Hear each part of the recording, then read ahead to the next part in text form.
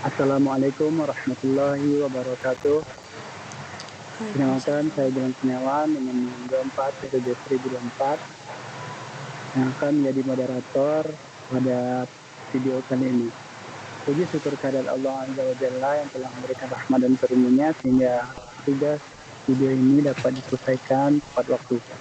Yang terhormat, Profesor Dr. Andes Reni, SCP MSI, selaku dosen pengampu mata kuliah Statistika 1. Selanjutnya kita masuk ke pengenalan anggota kelompok.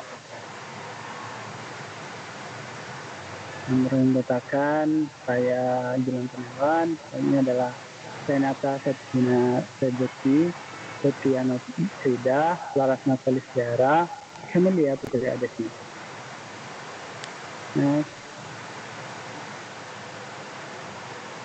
Hanya dari literatur yang kami dapatkan, maka dihasilkan data primer atau data tunggal sebagai berikut. Nilai matematika dari lapor 100 siswa dari SD Negeri Lamnya. Hanya akan dijelaskan cara pengubahan data primer menjadi data kelompok oleh Laras. Pada Laras, kita silahkan. Baik, terima kasih Gilang. Saya akan menjelaskan cara mengubah data primer tadi dari nilai rapot 100 siswa menjadi data kelompok.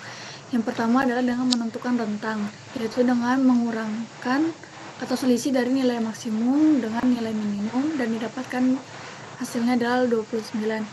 Langkah kedua merupakan menentukan banyak kelas interval dengan menggunakan aturan Sturges, di mana rumusnya adalah 1 ditambah 3,3 log n, di mana n-nya adalah 100 dan didapatkan hasil 7,6, dan kami pilih jumlah kelasnya sebanyak 8 dari hasil pembulatan. Kemudian menentukan panjang kelas. Panjang kelas ini merupakan pembagian antara rentang dengan banyak kelas dan didapatkan hasilnya 3,625, dan panjang kelas intervalnya kami pilih 4 dari hasil pembulatan.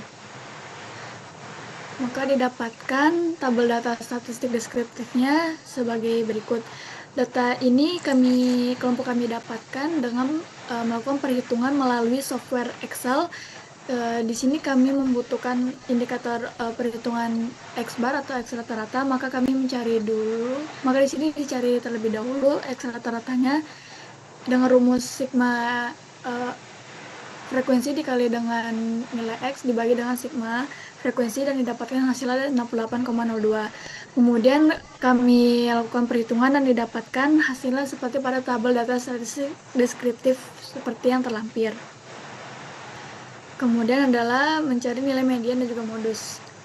Yang pertama itu median. Mencari terlebih dahulu letak mediannya, yaitu dengan rumus setengah dari N atau jumlah data, dan didapatkan nilai 50 yang berada pada kelas interval 63 sampai 66, dan didapatkan nilai tepi bawahnya 62,5, nilai frekuensi kumulatif sebelum kelasnya 14, dan frekuensi pada kelas mediannya itu 39 dengan lebar kelas 4. Di nilai-nilai ini diinputkan ke dalam rumus dan didapatkan hasil nilai mediannya 66,19. Kemudian untuk modusnya itu kita lihat pada tabel data tadi bahwa nilai frekuensi tertinggi itu ada pada angka 39 di kelas 63 sampai 66, dan didapatkan nilai tepi bawahnya 62,5 dengan nilai B1 atau frekuensi kelas modus dikurangi nilai sebelumnya, hasil ada 25, dan nilai B2-nya adalah 14. Nilai tersebut kita inputkan ke dalam rumus dan didapatkan hasil modusnya itu 65,06. Kemudian adalah kuartil 1, 2, dan 3. Kuartil ini merupakan hasil data yang dibagi dengan 4, dan langkah pertama adalah kita menentukan letak kuartil masing-masing. Jika kita mencari letak kuartil 1, maka mencari letaknya yaitu 1/4 dikali jumlah data dan mendapatkan 25, lalu kita melihat nilai frekuensinya itu berada di interval 63 sampai 66, dan kita inputkan nilai-nilai yang ada pada BI 60,5, FK 14, FI 39, dan lebar 4 ini kita inputkan, dan kita hitung dan mendapatkan hasil untuk kuartil pertamanya adalah 63,63. Kemudian untuk letak Q2 dengan nilai I2, maka kita ganti nilai 1 tadi menjadi 2 dan didapatkan 2/4 dikali jumlah data itu adalah 50, masih dalam interval kelas 63 sampai 66, dan didapatkan hasil kuartil 2-nya hasil kuartil 2 itu di angka 66,19.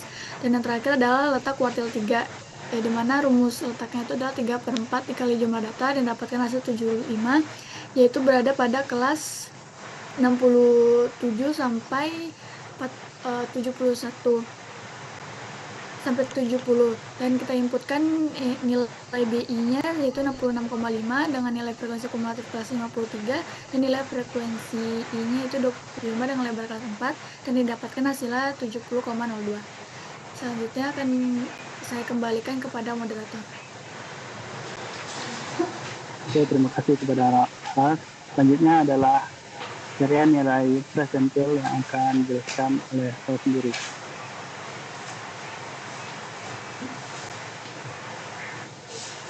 Oke, sebelum kita masuk ke cara penyelesaian menemukan nilai presentil 30 dan 90, kita harus mengetahui rumus dari presentil tersebut, yaitu PI sama dengan PB tambah L kali dalam kurung I per 100 kali N kurang frekuensi kumulatif sebelum bagi frekuensi presentil tersebut. Nah, kita lanjut ke penyelesaian presentil 30. Sebelum itu kita harus mencari letak dari presentil 30. Rumusnya I per 100 kali N. Jadi I-nya itu kita ganti menjadi 30, N-nya kita ganti menjadi 100. Maka dihasilkan angka 30. Data ke-30 tersebut berada di kelas 63 sampai 66. Selanjutnya kita masukkan ke dalam rumus PI atau rumus presentil. P30 sama dengan 62,5 tambah 4 kali dalam kurung 30 kurang 14 bagi 39. Jadi 62,5 ini adalah nilai tepi bawah. Tepi bawah ini didapatkan dari kelas interval bawah, yaitu 63 dikurang 0,5 ditambah L-nya ada 4, merupakan panjang dari kelas, dikali I per 100 kali N yang dihasilkan dari perhitungan letak tadi, dikurang frekuensi kumulatif sebelum yang bernilai 14 dibagi frekuensi tempat presentil 30 berada. Maka dihasilkan hasil setelah dilakukan metode perhitungan, dapatkan hasil 64,14. Selanjutnya adalah presentil 90. Kita cari dulu letaknya dengan menggunakan rumus I per 100 kali N. Ini kita ganti jadi 90, N-nya diganti jadi 100, maka dihasilkan letaknya di data ke-90. Data 90 itu berada di kelas 79 sampai 82. Nah, lanjut kita masuk ke penyelesaian matematikanya, yaitu P90 sama dengan 78,5 yang merupakan tepi bawah ditambah panjang kelas senilai 4 dikali 90 kurang 88 bagi 8. Nilai 90 ini dapatkan dari rumus I per 100 kali N. So, itu untuk mencari letak tadi. Dikurang frekuensi sebelumnya, kumulatif sebelumnya yang bernilai 88 dibagi frekuensi total presentil 90 yaitu 8. Setelah dilakukan penyelesaian perhitungan, maka dapatkan hasil sebesar 79,5 untuk presentil 90. Selanjutnya adalah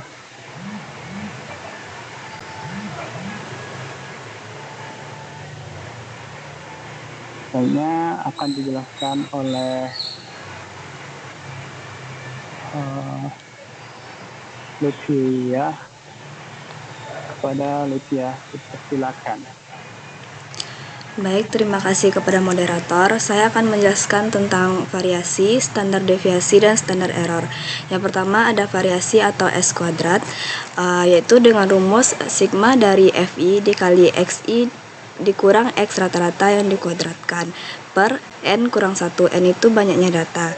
Selanjutnya dimasukkan perhitungan dari hasil sigma, yaitu dari tabel data statistik deskriptif yang telah dihitung sebelumnya, dimasukkan ke dalam rumus per 100 kurang 1. 100 itu dari banyaknya data kita, yaitu sama dengan 4168,96 per 99, hasilnya yaitu 42,1107. Selanjutnya untuk mencari standar deviasi atau SD, yaitu variasi diakarkan. Jadi akar dari 42,1107 sama dengan 6,4892. Selanjutnya untuk mencari standar error, yaitu dengan rumus SE sama dengan standar deviasi dibagi dengan akar dari banyaknya data, yaitu 6,4892 dibagi dengan akar 100. Hasilnya itu 0,64892. Baiklah, sekian dari saya kembalikan ke moderator. Oke, terima kasih kepada Lutfia. Selanjutnya adalah bentuk mencari nilai poinnya. Akan dijelaskan oleh Camelia. Pada Camelia dipersilakan. Baik, terima kasih kepada moderator. Selanjutnya yaitu nilai squeeness, di mana yaitu yang pertama itu kita mencari nilai dari person. Nah, yaitu rumusnya itu SK sama dengan X bar dikurang nilai median per nilai standar deviasi. Nah, dari perhitungan sebelumnya didapatkan nilai X bar yaitu 68,2 dan modusnya yaitu 65,6 dan standar deviasinya yaitu 6,4892. Nah, kita masukkan ke perhitungan rumus, maka didapatkan hasilnya yaitu 0,46. Atau yaitu SK sama dengan 3 dikali X bar dikurang nilai modus, dikurang nilai median per nilai dari standar deviasi, yaitu didapatkan 3 dikali 68,02 dikurang 66,19 per 6,4892, didapatkan hasil yaitu 0,85. Nah, selanjutnya kita mencari nilai dari metode matematis, di mana dengan rumus yaitu SK sama dengan sigma FI dikali XI dikurang X bar pangkat 3 per N dikali standar deviasi pangkat 3. Nah, dari nilai data deskriptif kita sebelumnya didapatkan nilai sigma FI dikali XI per dikurang X bar pangkat 3 yaitu 32894,3611. Selanjutnya dimasukkan ke dalam rumus sehingga didapatkan hasilnya yaitu 1,20. Selanjutnya yaitu mencari nilai dengan menggunakan metode Bowley. Dengan rumus Q3 dikurang Q2 dikurang Q2 dikurang Q1 per Q3 dikurang Q1. Di mana yaitu 70,2 dikurang 2 dikali 66,19 ditambah 63,63 per 70,02 dikurang 63,63 sehingga didapatkan hasil yaitu 0,19. Next. Nah, dari perhitungan sebelumnya sehingga kita mendapatkan kurvanya yaitu condong ke kanan karena nilai median dan modusnya itu besar dari 0,1 atau 1. Baik, saya kembalikan kepada moderator. Oke, terima kasih kepada Camelia. Selanjutnya adalah mencari nilai kurtosis yang akan dijelaskan oleh Renata. Pada Renata dipersilakan.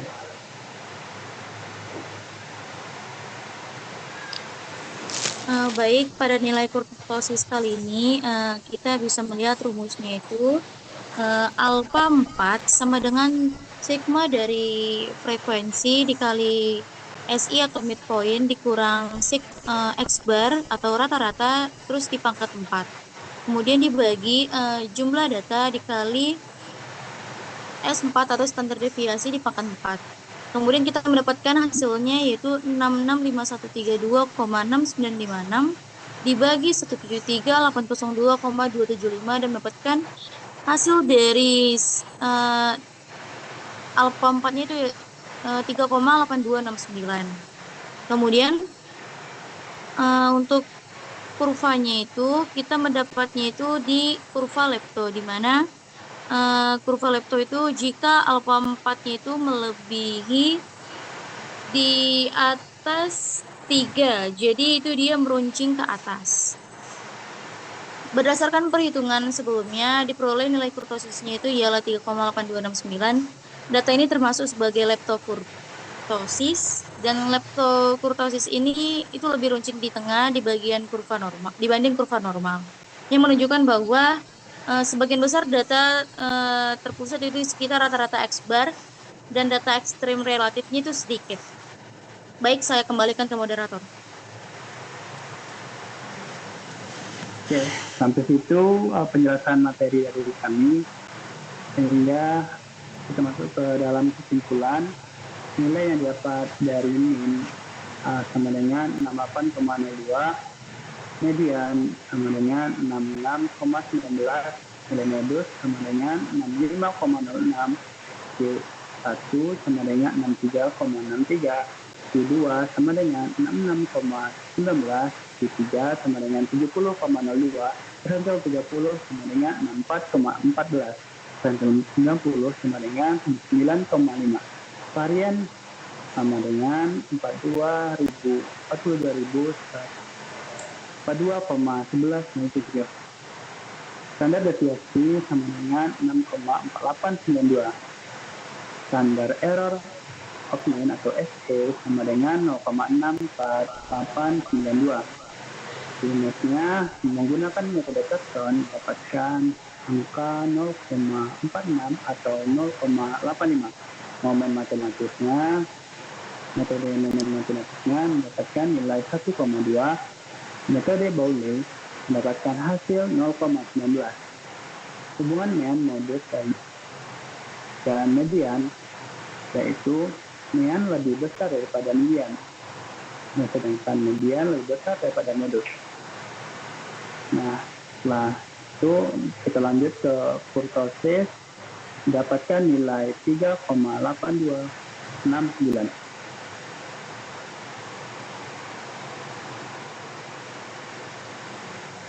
Nah, bagi rekan-rekan yang ingin mengetahui lebih lanjut, referensi yang kami gunakan untuk mengambil data-data yang kami hasilkan tadi sebagai berikut.